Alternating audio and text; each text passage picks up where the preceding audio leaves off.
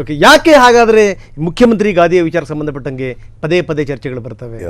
ಯಾಕೆ ತೀರಾ ವೇದಿಕೆ ಮೇಲೆ ಸ್ವಾಮಿಗಳು ಮಾತಾಡುವಂತ ಸ್ಥಿತಿ ಬಂದ್ಬಿಡ್ತಲ್ಲ ಸರ್? ಡೆಮಾಕ್ರಸಿನಲ್ಲಿ ಮುಖ್ಯಮಂತ್ರಿ ಆಗಬೇಕು, ಮಂತ್ರಿ ಆಗಬೇಕು ಅಂತ ಅನ್ಕೊಂಡ್ರೆ ನಥಿಂಗ್ ರಾಂಗ್. ಆದ್ರೆ ಪದೇ ಪದೇ ಡಂಗುರ ಹೊಡೆಯೋದು ಅದ್ರ ಬಗ್ಗೆ ಪದೇ ಪದೇ ಡಂಗುರ ಹೊಡೆಯೋದು ಸರಿ ಇಲ್ಲ.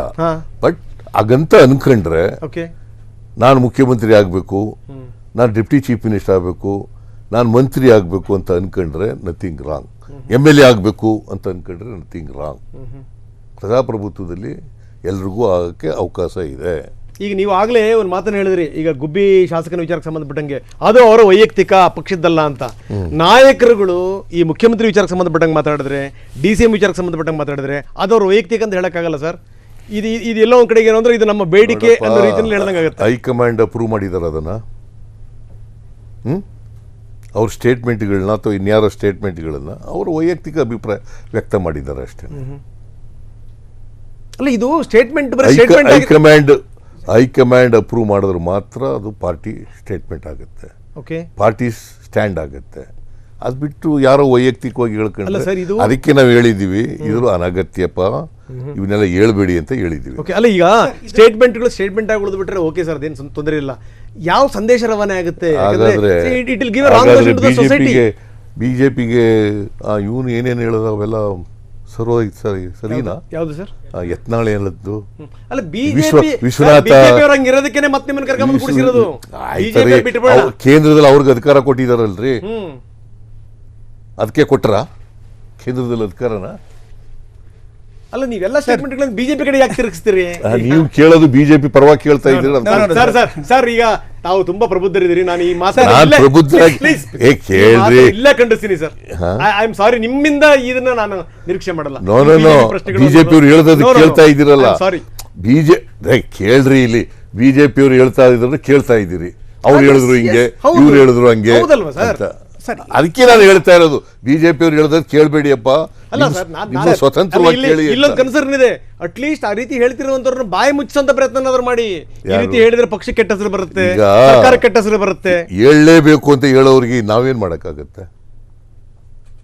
ರಾಜಕೀಯವಾಗಿ ಹೇಳಲೇಬೇಕು. ಸಿದ್ದರಾಮಯ್ಯನವರ ಇಮೇಜ್ ಅನ್ನ ಟ್ಯಾರ್ನಿಸ್ ಮಾಡಬೇಕು ಅಂತ ಉದ್ದೇಶಪೂರ್ವಕವಾಗಿ ಹೇಳೋದ್ರೆ ಏನ್ ಮಾಡಕ್ಕಾಗತ್ತೆ? ಸೊ ಏನ್ ಹಂಗಂದ್ರೆ ಸ್ಥಿತಿಗತಿಗಳೇನು ಕೈ ಮೀರಿ ಹೋಗ್ತಾ ಇಲ್ಲ. ಬಿಜೆಪಿ ಅವರು ಇದಾರಲ್ಲ, ಸ್ಥಿತಿಗತಿಗಳು ಕೈ ಮೀರಿ ಹೋಗಿಲ್ಲ. ನಾವು ವಿಲ್ ಆನ್ಸರ್ ಇಟ್. ಅಸೆಂಬ್ಲಿ ಕರೆದಿದ್ದೀವಿ. ಪ್ರಜಾಪ್ರಭುತ್ವ ವ್ಯವಸ್ಥೆನಲ್ಲಿ ಅಸೆಂಬ್ಲಿನಲ್ಲಿ ಎಲ್ಲ ಉತ್ತರ ಕೊಡಬೇಕಾಗಿರೋದು. We are answerable to the people of Karnataka. We are answerable to the legislators. We reply. Whatever they want to say, let them say on the floor of the house. ಅದು ಬಿಟ್ಟು ಸುಮ್ಮನೆ ಪ್ರತಿಭಟನೆ ಮಾಡ್ತೀವಿ, ಅದನ್ನ ಮಾಡ್ತೀವಿ, ಇದನ್ನ ಮಾಡ್ತೀವಿ, ರಾಜೀನಾಮೆ ಕೊಡಬೇಕು ಅಂತಂದ್ರೆ ನಾವು will also politically we will face it. Will also politically we will counter it.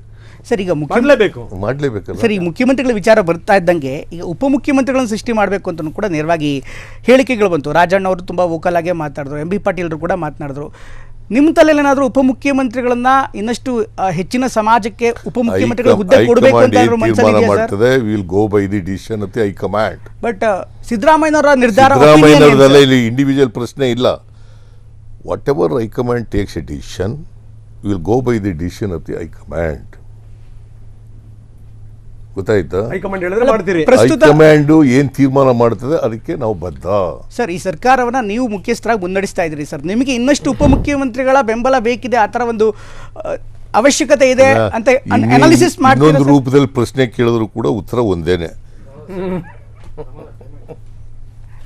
ಇನ್ನೊಂದು ರೂಪದಲ್ಲಿ ಪ್ರಶ್ನೆ ಕೇಳಿದ್ರು ಕೂಡ ನಾನು ಕೂಡ ಲಾಯರ್ ಆಗಿ ಕೆಲಸ ಮಾಡಿದ್ದವನು, ಕ್ರಾಸ್ ಎಕ್ಸಾಮಿನೇಷನ್ ಮಾಡಿರೋನು. ವಿಟ್ನೆಸ್ಗಳಿಗೆ ನೀವು ಇನ್ನೊಂದು ರೂಪದಲ್ಲಿ ಕೇಳಿದ್ರು ಕೂಡ ಹೈಕಮಾಂಡ್ ತೀರ್ಮಾನ ಮಾಡಿದ್ಯಾ? ಇಲ್ಲ.